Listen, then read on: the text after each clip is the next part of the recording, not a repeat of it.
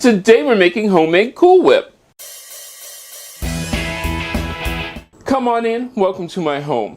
Today we are making a stabilized whipping cream, which is better than regular whipping cream for things which you would use really Cool Whip for.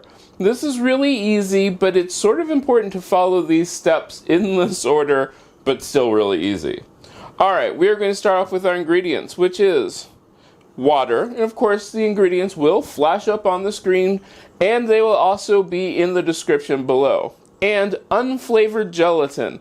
This is not flavored gelatin, this is just unflavored gelatin. I'm going to sprinkle this into the pan. Once that is there, we're going to let this sit for 3 minutes.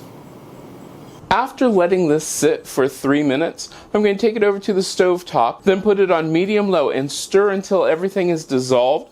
Once it's dissolved, I'll remove it from the heat and let it cool to room temperature. You want to cool this completely. Now we have our mixtures cooled. I'm going to take cream of tartar and put that in there, or cream of tartar, depends where you're from, along with a tablespoon of heavy cream. Then I'm just going to take this and mix this up until it dissolves. You want to make sure that there are no lumps. Once that is completely dissolved, and you want to make sure, see, it's completely dissolved, I'm going to put that into my mixer. I do have the whisk attachment on here. I'm going to go ahead and add in my gelatin mixture,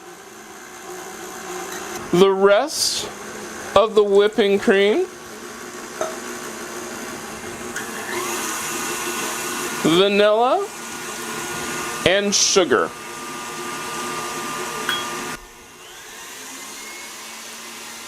We're going to beat that until soft peaks form.